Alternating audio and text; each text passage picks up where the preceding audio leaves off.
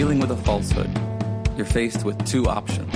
You can accept it or you can reject it. The basis upon which we take one of these actions is a product of our critical thinking capabilities and a desire to know what is true instead of confirming our bias.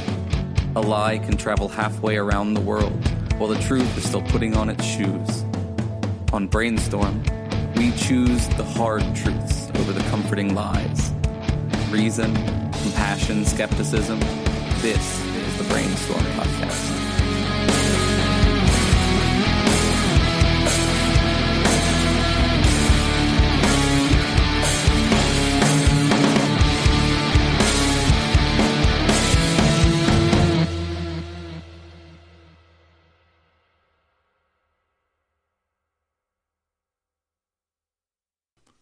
Hey folks, I'm not going to do too much of a preamble with this one. A little while back, the American Psychological Association came out with a set of guidelines for treating men and boys when they seek therapy or if they're required to get it for some reason. Not long after that, Gillette came out with an ad that addressed the topic of toxic masculinity.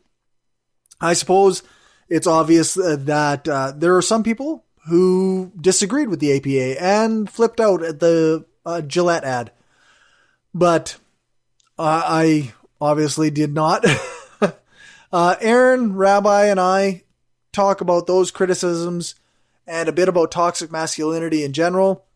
I'm going to add links to the show notes for the APA guidelines and the article that came out with it, as well as a link to the Gillette ad. Remember that if you want to give us any feedback on this episode or any other episode, you can do that at mail@brainstormblog.net.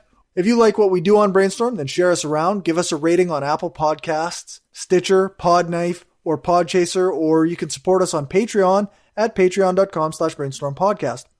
Other than that, I'm going to send you over to this chat with Aaron Rabi after this promo for another podcast. Hi, this is Dan, Brian, and Matt with the Godless Revolution podcast. We've had a lot of great guests on this show, such as Russell Glasser, Dan Arrow, Brian Fields, David Silverman, Doug Mesner, a.k.a. Lucian Greaves, and Joey Kirkman, whom we love a lot. We've also had a lot of really cool local guests. And we're a podcast that likes to fight for the separation of church and state and against anti-skepticism of all kinds. You should give us a listen, because if you don't, you're going to be really sad. Make your ears happy. Listen to the Godless Revolution podcast.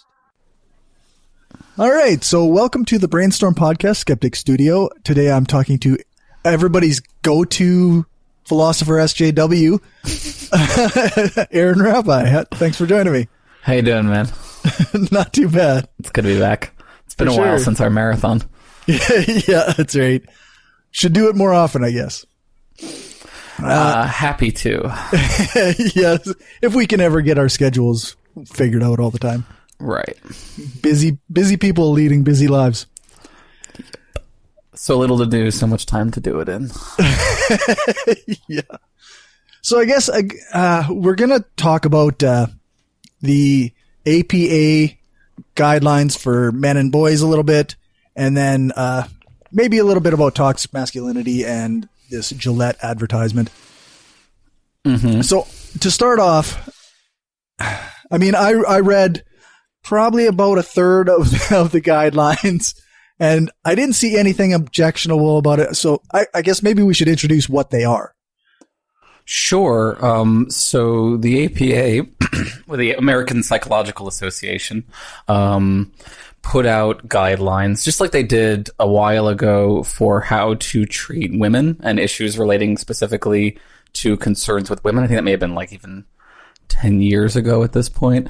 This they just put out is a new document. Essentially, they're not enforced. These are sort of useful in their minds, useful guidelines, suggestions for people, for therapists who are treating men and boys, and how to better recognize and assess various challenges that they may be facing in the current world, given a lot of changing cultural norms and expectations.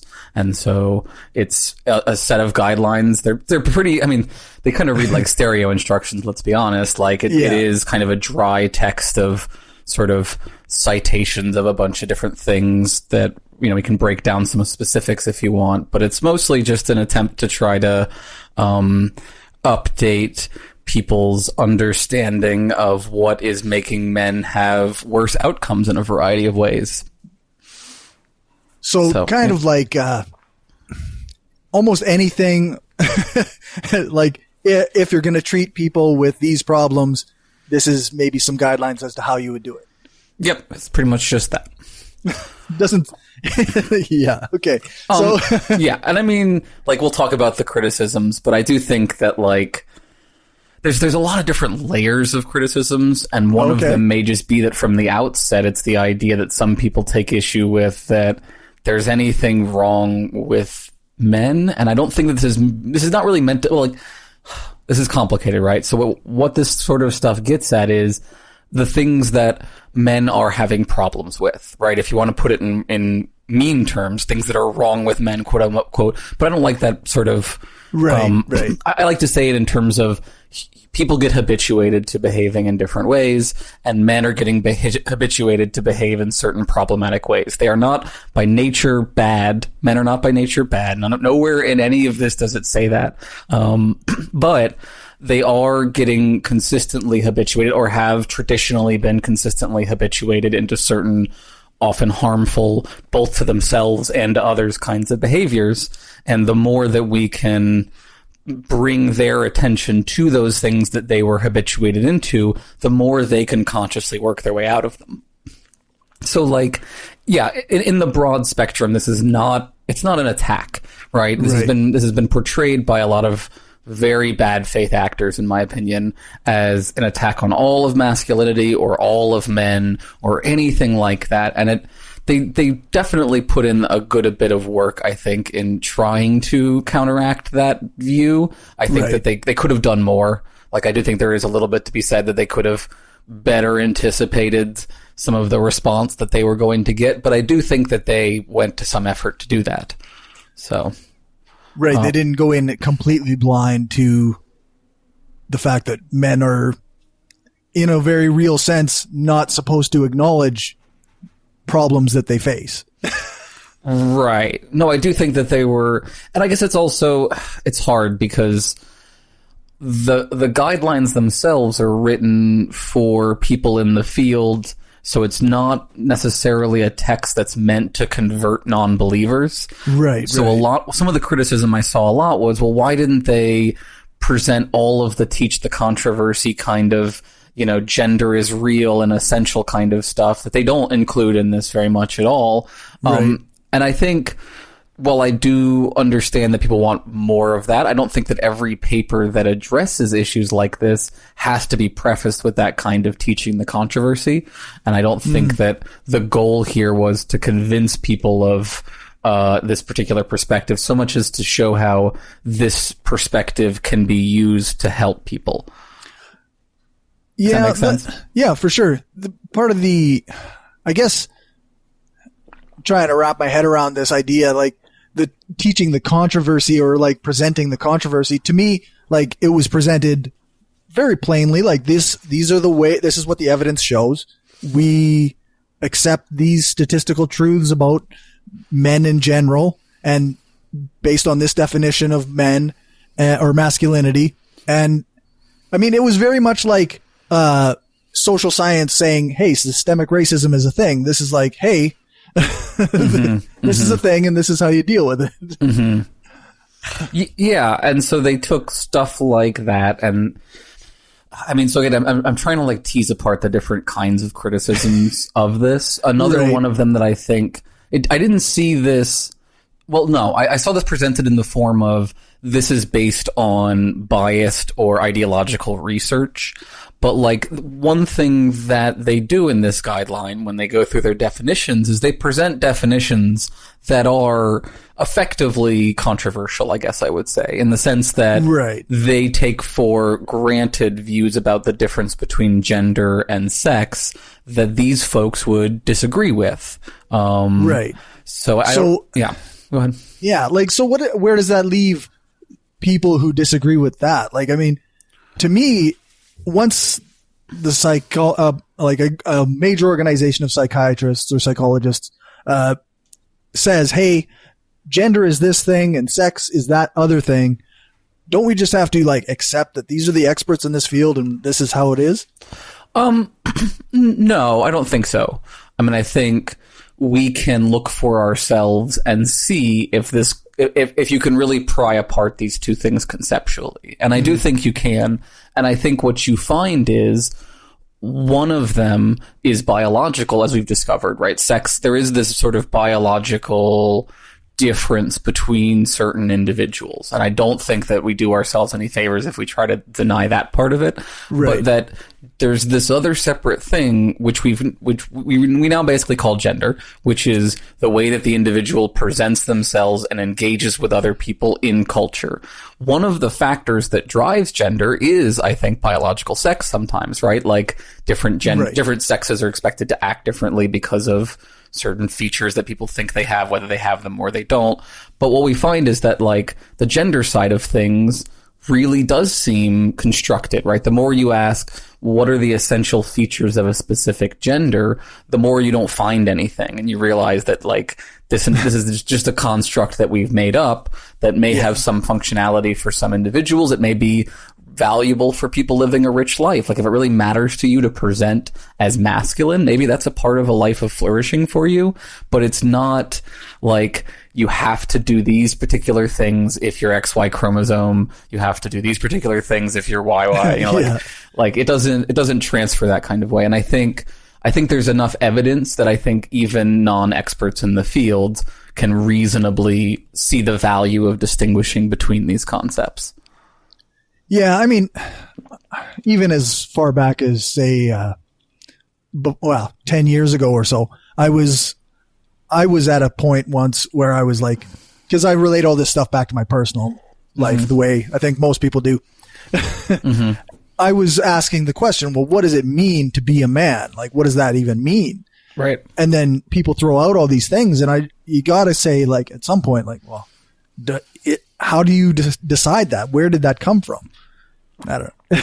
Yeah, I mean, I always drill down on this because as a philosopher, it matters a lot to me if we, like, if these concepts are fuzzy and ill-defined and yet people take them very seriously, you get harms. You get people sort of feeling a kind of constant existential anxiety because they're not achieving this thing that they can't achieve because it is real, right? So, like, take like the way people talk about the gendered virtues, as I call them sometimes, like men are naturally more aggressive and women are naturally more empathetic or something like that, right? Like, I think that, I think that it's really problematic because we haven't done a good job teasing apart all the different causes that go into someone's character. But even at a conceptual level, there's nothing about empathy that makes it fundamentally feminine versus masculine, right? There's no reason, maybe even if we took for granted the idea that it were true that there is some biological difference between the male sex and the female sex when it comes to desires to empathize, even though I don't really actually believe that. Right. Even if that were true, that could just be a artifact of our evolutionary track, right? That split the genders, split the sexes in these particular ways, because it was adaptive at some point to do so. There's nothing that says that in a modern developed world that we currently live in, that we need to continue to maintain and reinforce any sex difference that there was, right? Unless you can show that sex difference is still importantly valuable in some kind of way, and I don't really think that you can, right? It makes sense to say, let's not code people anymore. You're a feeler and you're a thinker and stuff like that, and let people blend together like a little bit more when it comes to the sexes. And what I think you'll find is, right, culture and biology interact all the time. They've been doing so for like 40,000 years, right? Your physical body is different because of food preparation and things like it. This goes really far back. I think maybe we've talked about this before, but like, culture easily shifts biology, I think. Biology leads into and sets some basic frameworks for culture, but culture in turn can definitely reshape biology, and it should for the better, ethically speaking, right? We are now beings that can think about morality in a way that our biological ancestors couldn't, and our ability to do so, this is all going a little far afield, but like our ability to do so should drive us to question any system that we're a part of and figure out if it really is essential or if the harms that are coming from it aren't being counterbalanced in some kind of way. And so I guess to bring this all the way back around, like I think there is evidence for and good reason for splitting these things up and treating them as different things. So the criticisms that are like, this is, ideologically biased, I think don't hold any water here. Right. Those along with the ones that just mischaracterize this as an attack on men are the two that I think sort of fail the most to engage with any actual legitimate pushback on these guidelines. I wonder, like, is this kind of essentialist thinking about gender and sex and how people who think that they can't be separated, is this kind of like an appeal, like an appeal to nature kind of mistake in thinking?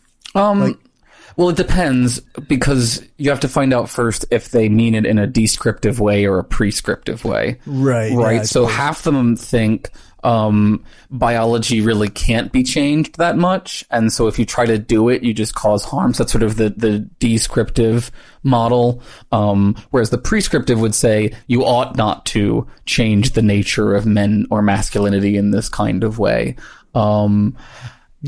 Right. So for the descriptivists, I think they're just empirically wrong, right? I just think that like the biology can change and has changed in a variety of ways. The domestication of men is sort of part of the history of human culture, what they call the feminizing of men. But I think, again, that implies that there is some essential gendered nature to the virtue of getting along well in a non-violent society, which just seems like nonsense to me.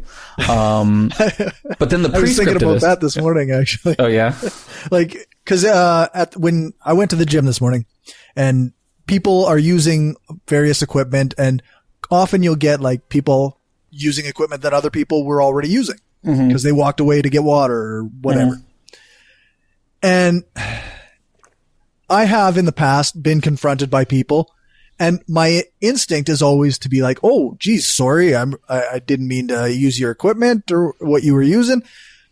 And often when you do that, when you're apologetic and nice, people like men look at you as though you are not as masculine as them, as though being nice is a feminine quality. Yeah, no, I mean, I think there is an attachment, there's a connection between sort of what these guys think of as the traditional man that is under fire here and the kind of honor culture vision of a male. That like a man is, there's a reason that men are more quick to aggression, right? In theory, right? It would be because this is my imagining how they would put it, right? Like, I could do the Peterson voice if you want, but that's fine. Like there's a reason that men are more quick to aggression. If you live in an honor culture, right, and you don't respond aggressively when someone challenges you, that can go very poorly for you and those you are meant to protect, right? So there's some value within that culture to that. I guess it just seems like we've replaced, or we are working as a world to replace honor cultures with like rule of law and civil society in a sense. And there's this weird conflict with these folks where like they do love sort of modern civilized society, but they also seem to want a world where men still act like dueling is normal.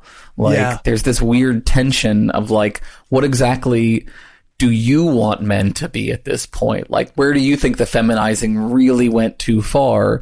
Was it when men stopped killing each other because of slights against their honor? Or was it like when they started letting women have equal voice? Like, and I mean, like, I don't want to strawman any of them as being, but they do sexist have and to draw misogynistic. that line somewhere, right? Right. There's got to be some explanation for where it, like, to me, what you see is two sets of virtues that were artificially kept separate by culture, right? The male sphere of virtues and the female sphere of virtues.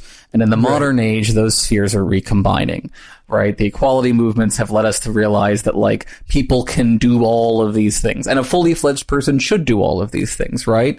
Like, and that's something that they get sort of squirrely about too, because they'll hype the stoicism stuff, but they'll also be like, oh, but men were also allowed to feel emotions back then. You're sort of straw manning traditional masculinity when you say that men weren't allowed to feel these ways. And I think that's just false. That I think that like there is a long history of abuse handed down by men to other men as a way to reinforce their emotional behaviors that hasn't ended, right? Like, for some people, maybe it ended like 5 minutes ago, but for a lot of people, it's still a fact of life.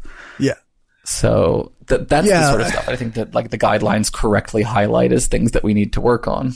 Yeah. So I guess some of the things that it brought up was like, I mean, these are problems that men's rights activists often talk about, right? Like increased suicide rates and heart disease and like health outcomes that are negative. Mm-hmm.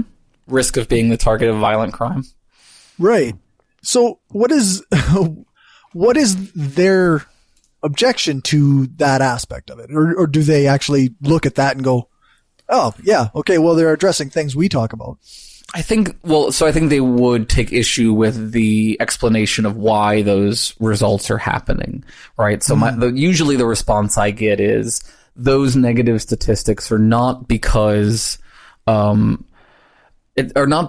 traditional masculinity is bad. It's because the modern world has turned against traditional masculinity and is deliberately trying to harm people who engage in traditional, it's some version of, or that, like, you know, even if it wasn't deliberate, like by accident, the modern world has feminized everyone to the point where traditional masculinity is more problematic. Though, I mean, like, I think the reality is that, like, men have always faced these problems. And, like, if you look further back into the statistics, like, you'd probably still find that like, men were the ones who were more likely to go off and die in war. And it's something that the guidelines points to, is that men can be harmed even while being a part of the patriarchy, right? So there's a quote they reference here, though men benefit from patriarchy, they are also impinged upon by patriarchy.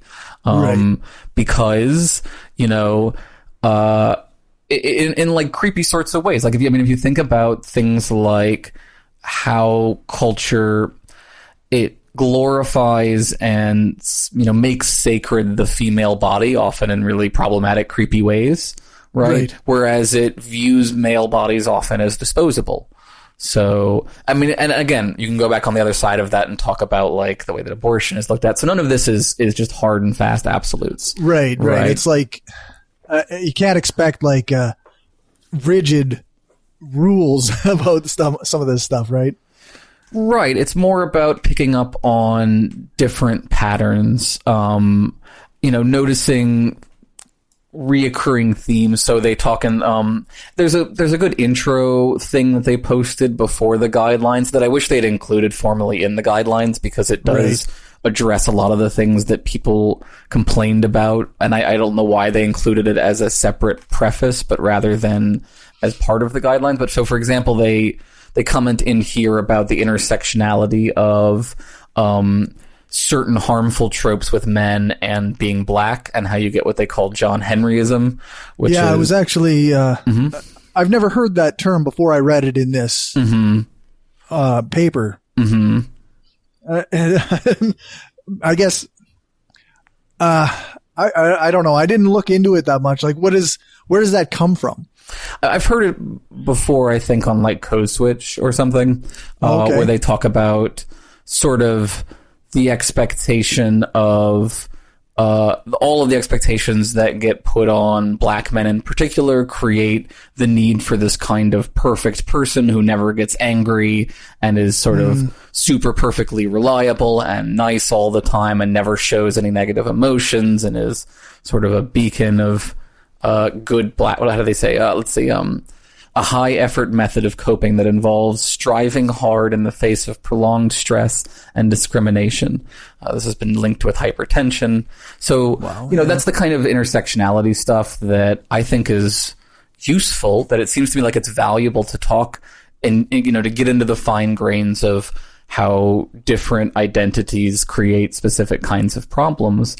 But you first have to assume that intersectionality is true, and some of the people who are opposing this want us to first debate the reality of intersectionality, and I think that's just it's a problem you get in philosophy too, where you can always ask why and ask for more explanation, but at some point there has to be a cutoff of, here's all this evidence that we've accrued, feel free to raise a counter argument, but this is what we have.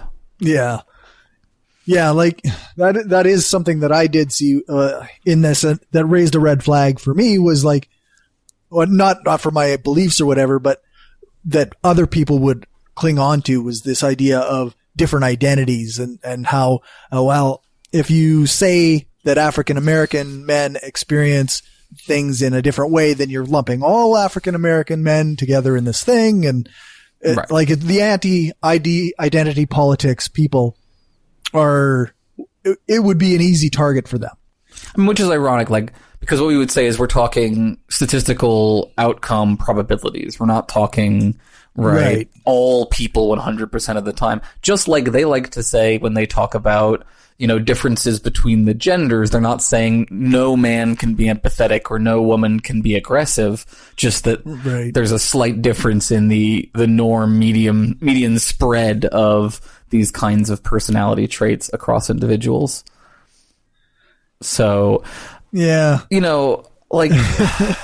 hard.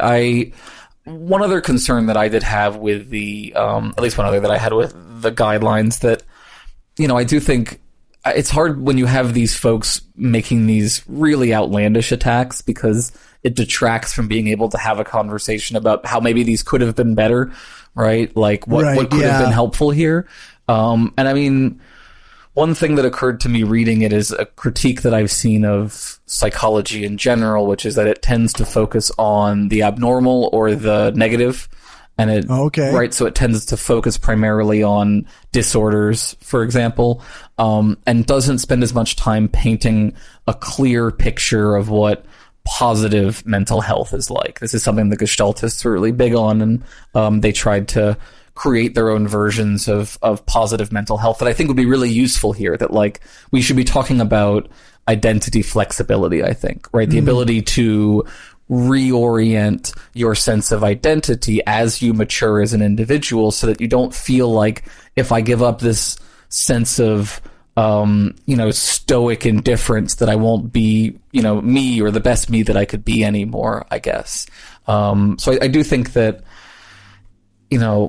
what that translated into for these folks was, it felt like this was only talking about the negative sides of traditional masculinity and nothing about the positive sides. And I think if they are right, it's not because the writers didn't think that there were absolutely no positive sides. I have a specific quote to the contrary here, but it's because psychologists, I think, tend to focus on the problem.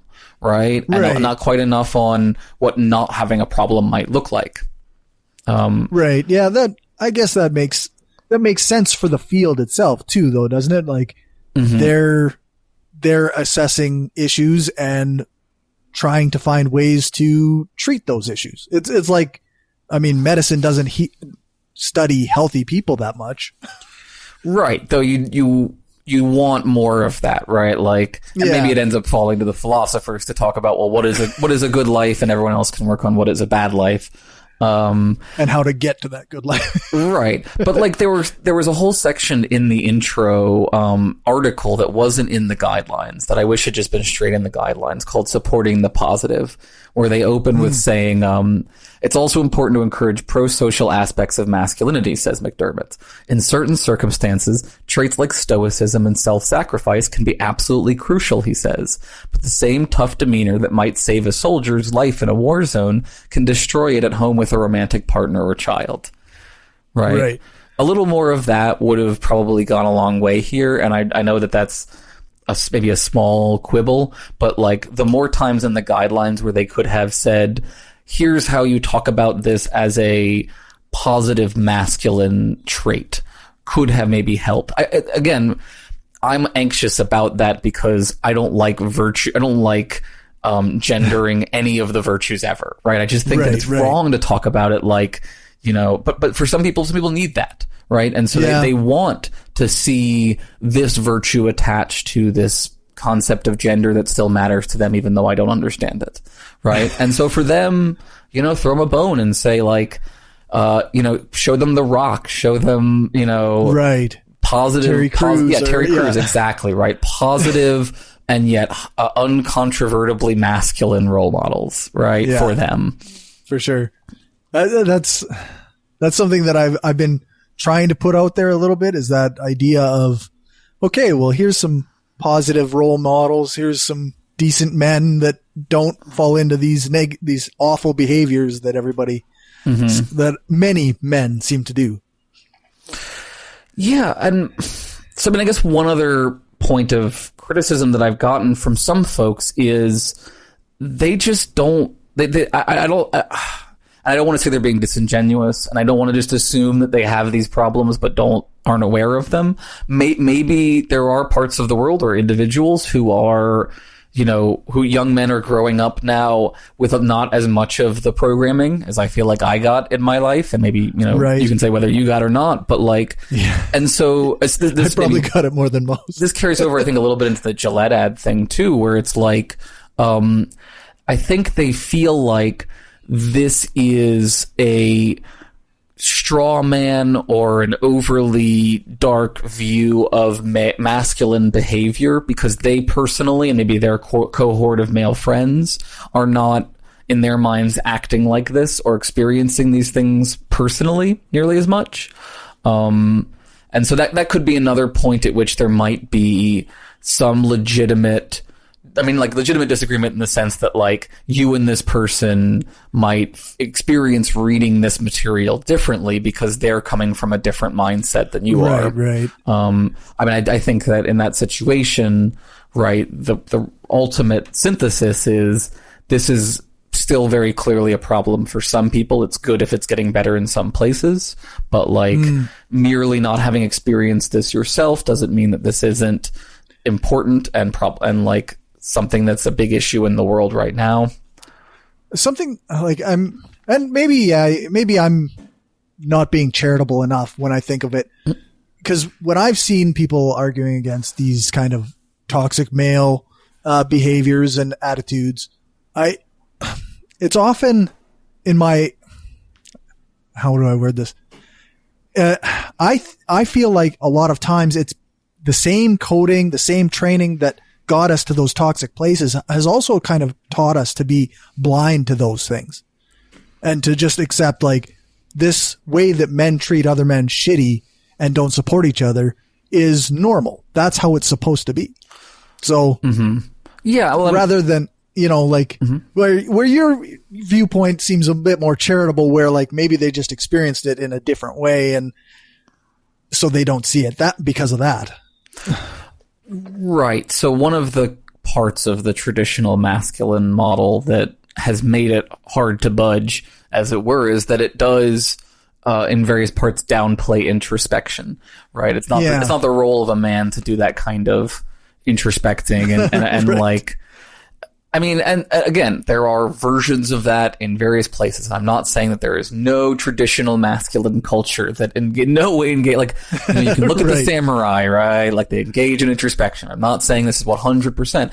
I do think in sort of a West, especially in the modern West, there, where I can at least personally speak from experience, there is, and this is something that as psychologists they talk a lot about, is that like, you have to get through a special layer or sense of pushback from a lot of men who are resistant to the idea of even having a look inside under the hood and seeing what's going on. Right. So, and everyone has that. Like, I'm not saying that that no one else besides men have these issues, but I do think that culture can either help us be aware of and correct for things, or it can exacerbate them. And I think a lot of these things are things that American culture and Western culture has exacerbated for a while now. Yeah.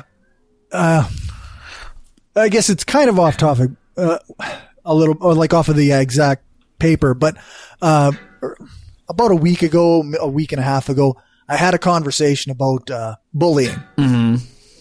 And the person I was talking to said like, oh, well, you know, all these anti-bullying things, we were all fine growing up and now everybody's got all these feelings. Mm-hmm. And my instinct is like, well, I mean, I got into a bit of a disagreement with him about it, obviously, but I think, like I was said, we all have always had all these feelings. It's whether or not we're aware of them and we can actually deal with them. Otherwise, we're just ignoring them, and it can create bigger problems further on down the road. Mm-hmm. Yeah, I mean, I think that's almost certainly the case that, like, this is another objection that you get, which is, either descriptively, you can't make the world safe for people, and so you shouldn't, in some sense, try beyond a certain point, or prescriptively, people get toughened up by dealing with this sort of stuff, and so you benefit from being toughened up by these kind of things. And I just think there's much better ways for people to grow and flourish and become healthy people without like having to deal with, you know, gendered forms of abuse. You know, like, you're right, you can't make the world totally safe, but there's no reason to then throw up your hands with regard to low-hanging fruit like this. And it's all, you mentioned dueling before, and it's almost like sometimes men view the way, like the men I know view the world as though it's a gladiator arena. Mm-hmm. And what we're really doing is we're training boys to be gladiators in this arena because they're going to have to fight to survive somehow. And I don't see the world that way. No. I don't feel like it is a gladiator arena. And I mean, if it is, it's not one in which a gendered conception of virtue is likely to win you anything at this point. Like, we're past that. Yeah. Unless things go really far backwards very quickly. Like, we're past the point at which you're likely to garner a substantial advantage from leaning into this kind of stuff rather than developing a more balanced personality. So, one other criticism I should throw in here just for the sake of not getting added later, is that some folks have pointed out, and I can't confirm nor deny any of this because I am not a clinical psychologist and I don't know the research well enough, that not just that these fields are all intellectually bankrupt, but more specifically that the surveys that were cited here have various problems, and that some of this was individuals surveying their own work or something like that. So, I mean, I'd be curious to hear follow-up from psychologist folks about that. I think that generally speaking, the guidelines are the guidelines are not extreme, right? They're very bland. Like, they're not making extreme claims. They're things like, hey, be aware of, you know, how these people might be at a higher risk because of various kinds of things. Here's some kinds of advocacy that might help a little better, like approach them, you know, this way so that you don't, set off their sort of defensive responses, right? Very basic, boring stuff. So, like, I don't think that it needs any more than it had in terms of the research that was presented. I think unless you really do reject the philosophy wholesale, like, it's not that controversial a document. It seems, I don't know, it seems really dishonest to, like, try and go in and, I mean, an organization like the APA could make mistakes in setting out these guidelines, and I'm sure there was multiple people involved in this. Like, it wasn't just one dude who made up this stuff based on the surveys he managed to read that day. Like, this was tons of work went into this, and for people to come on and say, oh, well, that survey's got this flaw that I don't like, and it seems very cherry picky to me. Mm-hmm. Yeah, I mean, you could always have included more teaching the controversy, I suppose. But, like, it's feels very like it feels like it's hard to really lay out the time for some of the kinds of stuff that people would want to like nitpick over. So I mean, like, and it's funny. I feel sort of similarly with the Gillette ad, where it's like, you know, I think that they went really far out of their way to like convey the message properly, and so I feel like the responses are, you know, I don't want to get any trouble. Like, it's ironic that people are getting this emotionally worked up about this stuff. Like, I really do. Like, for people who spend a lot of time criticizing others for getting overly worked up about stuff, I just feel like there's a lot of irony. Yeah. Like I said before we started recording, you're much more nicer than I am in these instances. Like, I look at the guys that are flipping out over this Gillette ad, and I just go, "What? Like, you're so fragile. You're made of glass, but you don't want to admit it. Like we're all made of glass. Some people can admit it." And the Gillette ad is just, it feels like so much more of a no-brainer to me, where it's like, you can't say it's against all men because men are the ones fixing the situation every single time, right? Like, if it had been like a woman stopping a man in every single frame to be like, "Hey, dude, stop doing that," like, then maybe I could understand some like complaint about this. But like, the whole point was men habituate men to act in certain ways, and we can habituate ourselves to be better, and we're doing it, and we're just going to keep doing it, and that's great.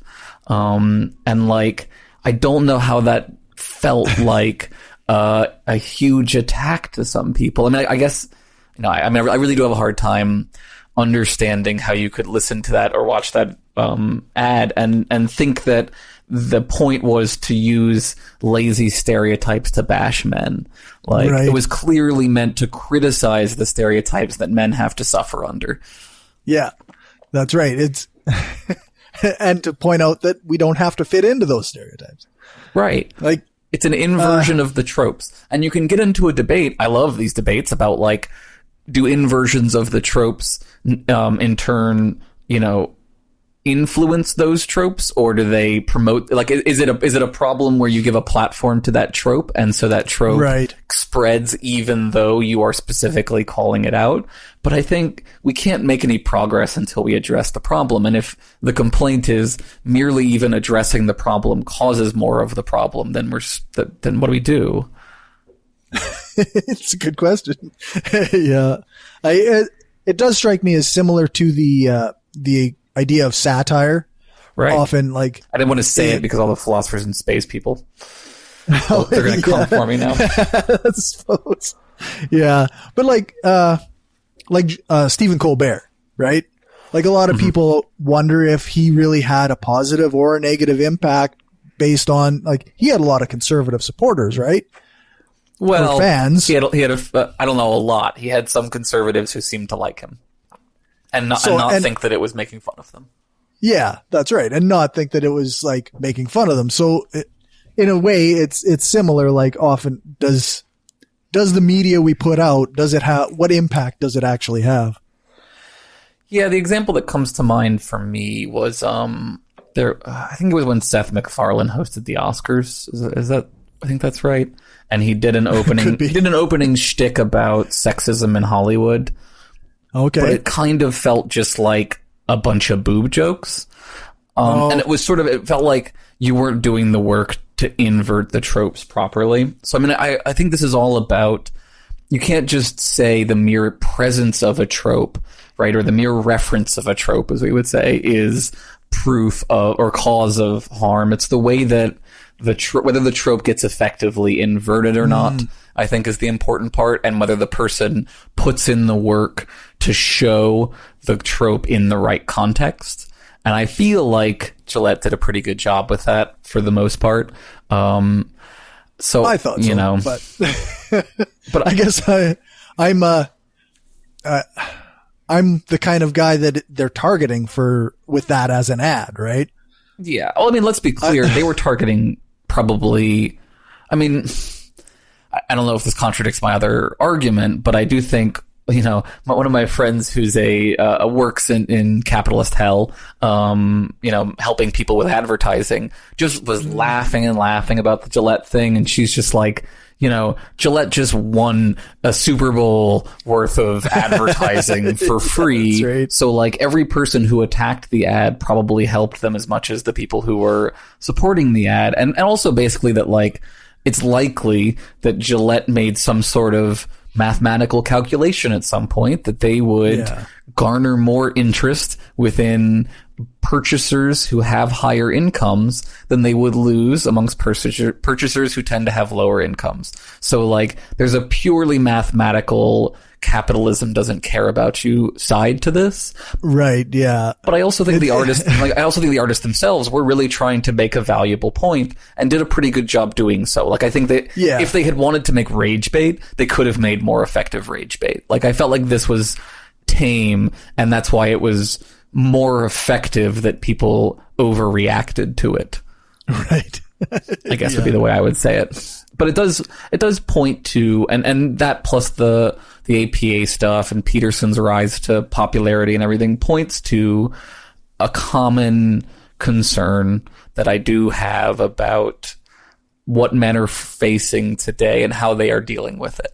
That like there is a big existential crisis for men in the modern world, and there's also a lot of animosity towards men, some of it earned, right, some of it inherited, right? And so those people experiencing that existential crisis are often walking headfirst into a lot of anger, some of it justified, but probably not necessarily towards that particular male person, right? And so they get radicalized pretty effectively, and that is a concern that I have. And I think it's something that, I always come back to like, we've just got to double down more on doing the right thing.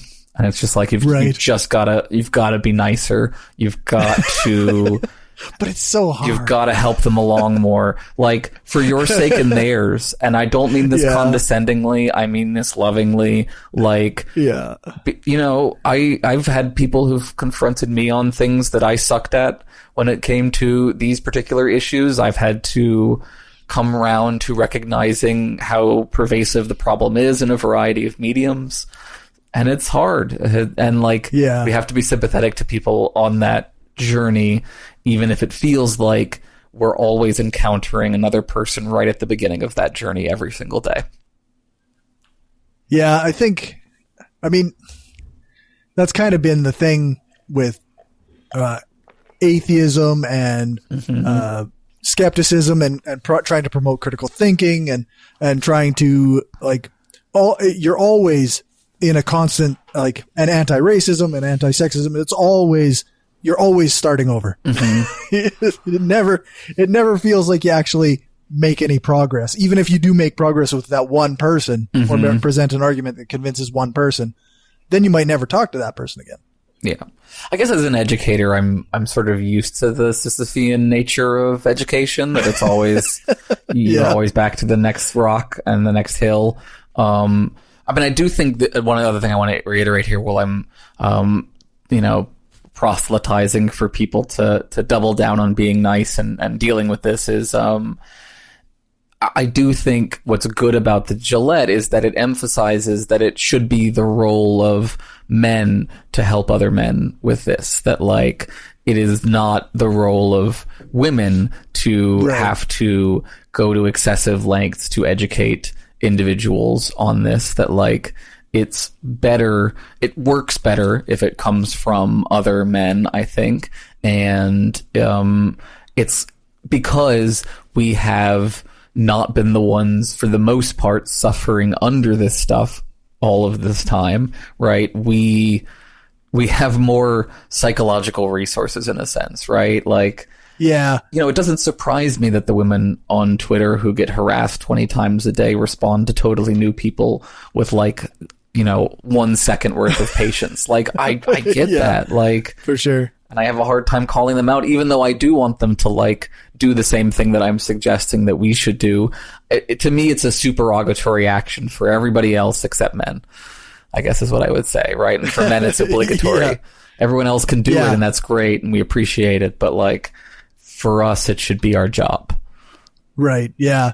Similar to, like, it's not up to people of color to convince white people that that racism is bad or that systemic racism exists. It's up to the rest of us. Yeah. It's up to us white folks. It's hard too. Like I've been in rooms where sexism is happening and it's hard to speak up. It's so much easier to just go along to get along. Like I see it all the time. I've done it myself. I'm ashamed to say it. Like, it is difficult to fight the social conditioning and say, I'm not okay with this, especially when there's almost always no benefit to you personally, right? You're not going to make any friends and you're most likely going to make enemies, right? Yeah, that's so right. It sucks, right? There's not a good payoff, and that's unfortunate. And it's why, again, I double down on the sympathy, right? I'm sympathetic to everyone, to the people who need help and the people who are helping, and it's all sure. it's all bad. It's all bad. It's all bad. Yeah,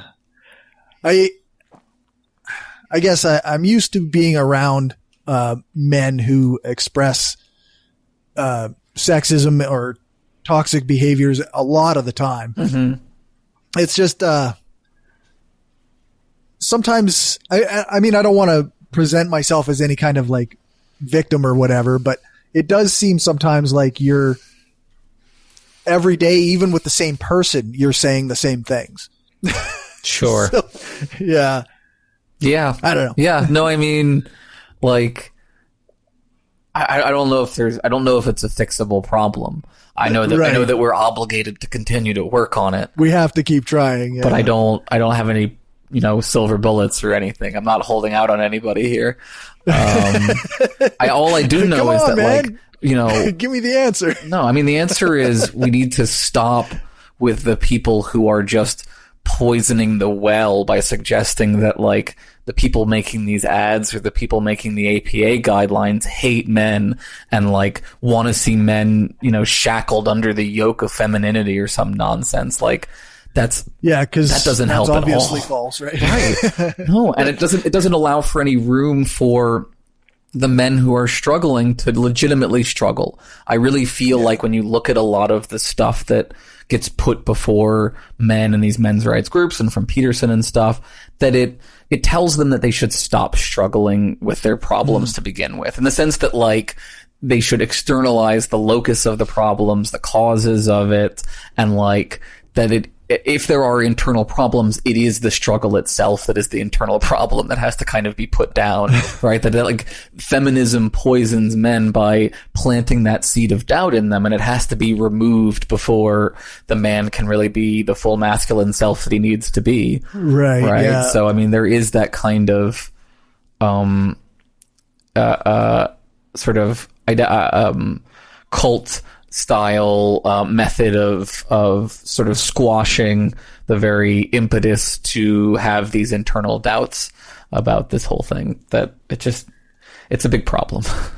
And so there's so many downstream problems from it, because, like, identity is really important, right? I've talked a lot about it being constructed, but that doesn't make it not important. Like, people's identities are incredibly important to them, and if you start down a problematic track, it's very, very, very hard to work yourself back. Some would say impossible. Folks like Aristotle were like, if you don't get the starting positions at the beginning of life, you're probably screwed.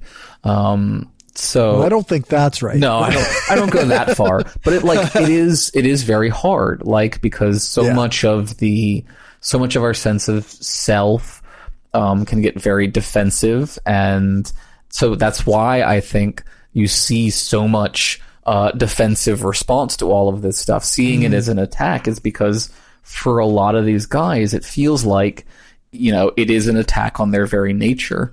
And for the other ones, they feel like, I think, that they're being pushed into a world that criminalizes their nature. So, I mean, I've had some folks who, like, link the Gillette stuff to, feeling like they don't even know how to, like, they slide from stuff like, well, catcalling is bad and none of my friends do it, but it's not really a huge problem the way that most people think it is. And really what's a bigger problem is that men don't know how to approach women or don't feel like they can comfortably approach women anymore. And they're afraid that anything they say to a woman is going to be treated as assault. And then they'll bring out some cases that I wasn't familiar with of like, right. This person got accused of sexual assault for brushing past someone in a streetcar or something. And that's the trouble. There are cases that are, one could say, hey, that's not cool. Mm-hmm. Right.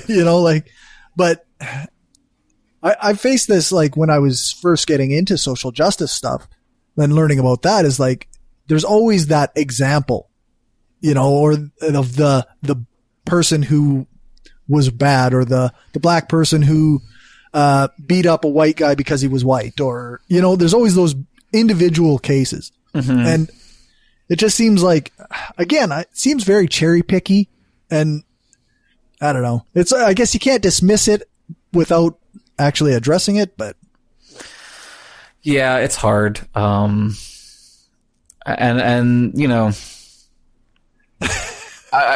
keep coming back around to the same things at this point, right? I spin my wheels on like, be sympathetic. Treat every new person as a new potential, someone who's not, they're not bad people. They're just habituated in problematic ways. They've probably got the wrong kinds of information, and they're probably also facing some real problems. Like, don't discount that right. people, that real individuals may be suffering from even attempts to implement good ideas in society, right? So. Yeah, that's fair. The person who fits into that one case that was, falsely accused and is justifiably upset about that, like, that person did suffer, right? And it is good to have empathy for them as well. Mm-hmm. Oh yeah, absolutely. Like, I guess I should throw in my caveat right here that explanations aren't excuses, and people who do things that are wrong need to be, that behavior needs to be changed, often via methods that it might involve punishment of some sort, right? You have to change that behavior, and you have to deter that behavior from other people.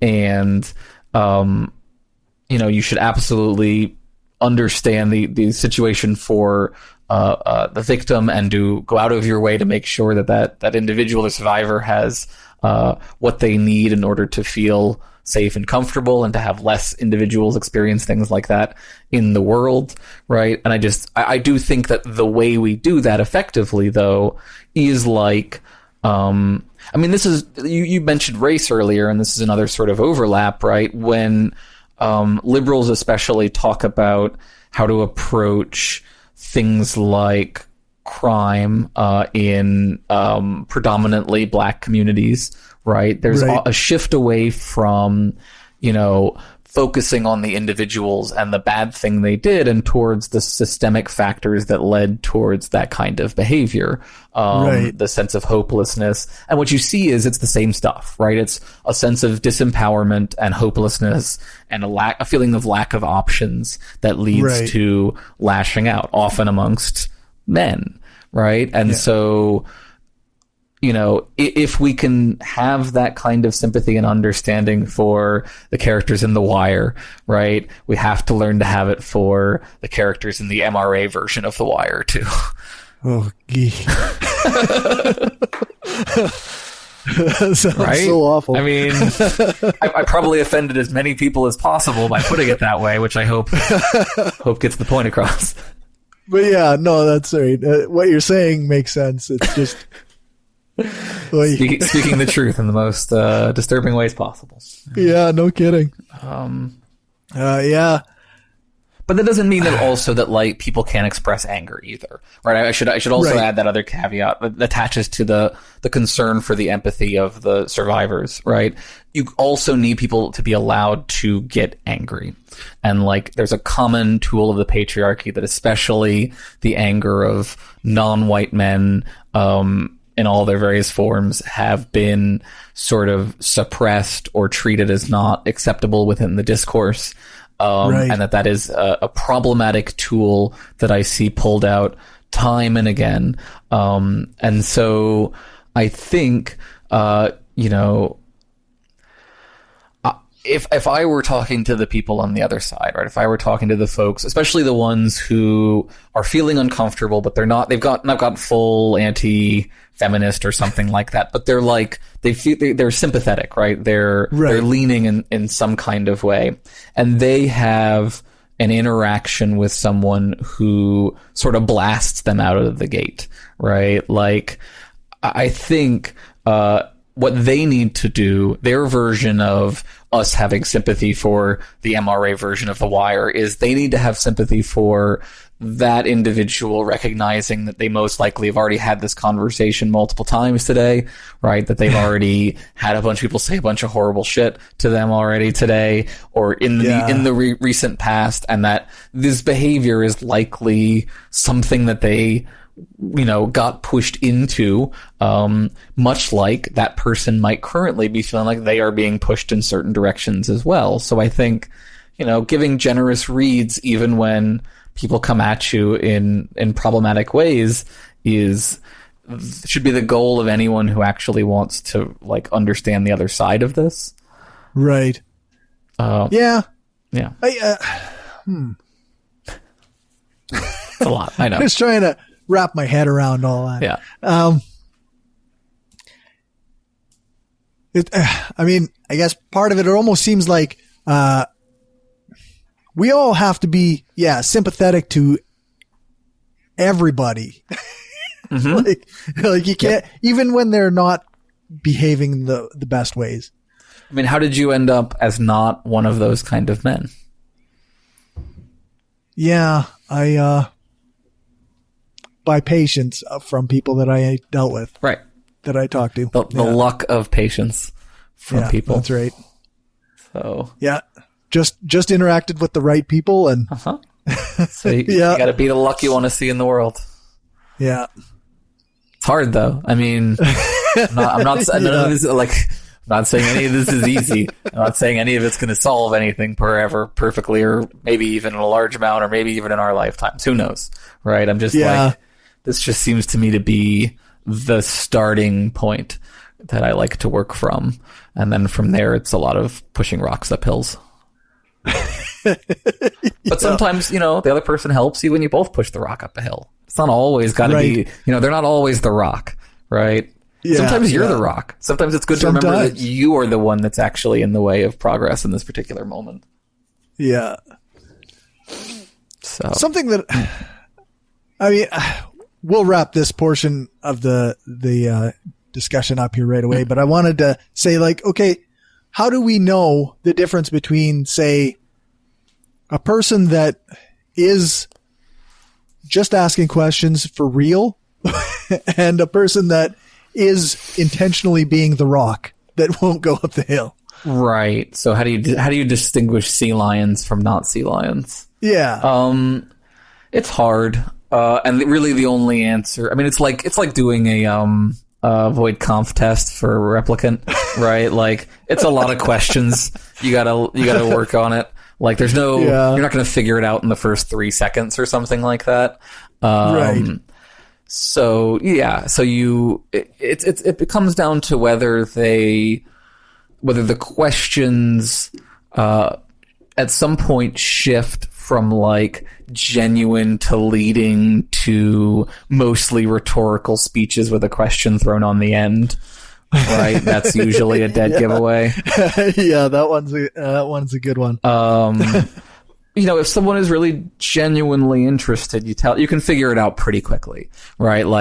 I do really think so. That I'm joking aside about sea lions. I think it's hard to, especially in person. It's a little harder on maybe Twitter or something, but I do feel like if you're talking to someone in person and you're at least reasonably able to read other human beings, right? You can get a sense of how defensively someone is approaching a question versus how open-mindedly they're approaching it, and the way that they frame the question, the way their body language is, a lot of stuff. Like, so on Twitter, I mean, I think it's sort of 20 questions, and you know, I like to turn questions. I mean, like, because I'm a Socratic, sea lions don't really bother me because I can ask questions longer than anyone else can. Right? It's you know, eventually they either get bored and try a different tactic, or if they're genuinely interested, then we have an interesting conversation. Right. So that's another good note of advice for folks, right? Move away from declarative statements. I'm going to make a declarative statement now. Move away from declarative statements and towards asking questions. All right? Like, really open every conversation just asking about what the other side's coming from, why they think this. Try to find out more about them. Like, don't dive into, and I do it sometimes too, and it's always my worst arguments when I do it are the ones where I forget to do this and just go straight for, like, well, here's what I think, right? Like, find out what the other person thinks. Ask them questions. You know, eventually in asking them questions, not only you'll find out what they think, you'll find if there are points at which you really genuinely disagree and points at which you think that they have the wrong information, and then it might actually be valuable to say something declarative. Yeah, I guess I come at it a lot from the skeptical community, right? Mm-hmm. Where, like, we're talking about science, so when somebody comes in and they go, oh, well, GMOs do this and they do that, and they're causing babies to grow a second head, and you can go, no, none of that's right. Here's some evidence to show why that's not right, and here's where you're making your mistakes. Mm-hmm. And with social issues, I find that that's not as easy. Mm-hmm. Yeah. Where, like you say, like, asking questions, finding out where they're at is probably going to be way more effective. Yeah, and language, like, I've worked a lot in my life at the thanks to my stepmother, who is a trained mediator, taught me a lot to sound less terrible when I talk to people. Like, well, yeah, I mean, like, I probably still sound condescending as fuck to a lot of people. Sorry, I shouldn't be cursing. Well, that's fine. No, but, like, I probably still come off as very condescending to a lot of folks, and I apologize profusely to those who I still do.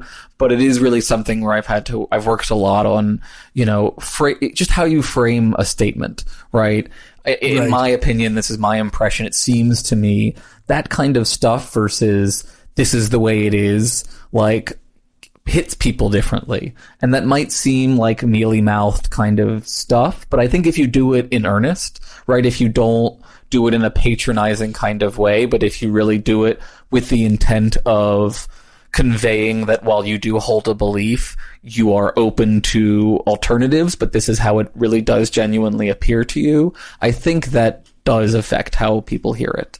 And I think you can at least get slightly better results sometimes. It takes work. Well, yeah, that sounds, it takes work, but, you know, it's got to be done. Keep trying to put yourself in the mind of the other person, right? If not to, not to justify away whatever they believe, but even if as a good communicator, right, you should be trying to see how you are coming across to them. And any communicator who says, you know, if they're not hearing me, that's their problem, is just not doing it very well. Like, and that's why being a communicator is usually going above and beyond what it might feel like people should be expected to do a lot of the time. I think it really is a process of meeting people where they are over and over and over again. Yeah. I can't say nothing about that, like, bad about that approach. It's, as a Canadian, you're hardwired for it, right?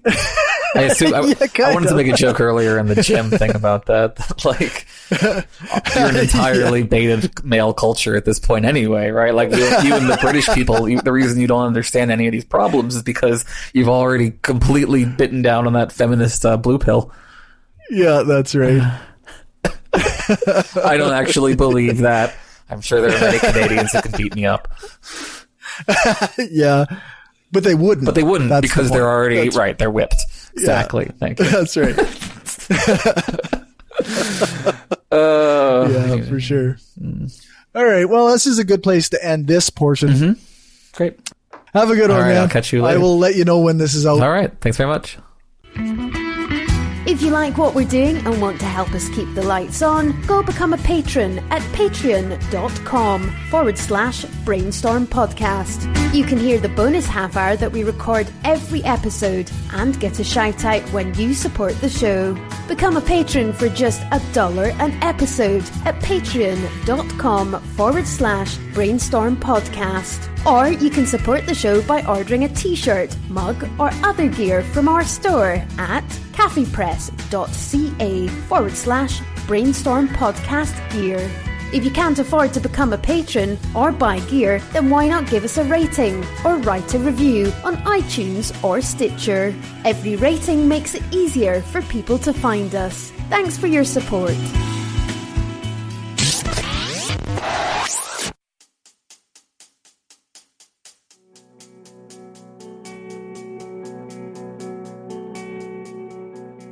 Okay, that's all. Thanks for listening. I hope you enjoyed it. Aaron and I talked for an extra half hour or so for patrons only. You can get that by becoming a patron for as little as $1 an episode at patreon.com/brainstormpodcast. For all the things, you can check out the show notes at thebrainstormpodcast.com or our website, brainstormblog.net. Thanks to our financial supporters, Kayla, Kim, Stephanie, Zach, the Utah Outcasts, Aaron, Daryl, Bob Glenn, Destin Doesn't Suck That Much, Magnus, several species of small furry animals gathered together in a cave, Positively Skeptical, Rob, the Podunk Polymath, the Flying Spaghetti Monster Sauce Be Upon Him, Freethinker215, Larry, and Driffa. When we hit 20 patrons, I'll stop reading them all off and just read the skeptic level and above. If you want to join them and help the show grow, then you can do that at patreon.com/brainstormpodcast. Or you can do the one-time donation at paypal.me/brainstormpodcast. Or buy some stuff at tpublic.com/stores/brainstorm-podcast-gear. Thanks to Dave for our intro music. Thanks to Aaron Rabi for doing the intro voiceover. You can find his podcast at voidpod.com. Thanks to Alex Capper Murdoch for doing the voiceover for our ad. And thanks to Jason Camo for our outro music. You can find his stuff at aloststateofmind.com. All music played is either with permission or under the SOCAN license to play. For more information on SOCAN, you can check out the music license info page on our website, brainstormblog.net. If you can't support us with cash, then a great way to help the show is to give us a rating, a thumbs up, or a fave on your podcatcher of choice. Join our Facebook group, like our page, follow us on Twitter, share the show, and spread the word. Thanks for listening, and remember, the truth matters.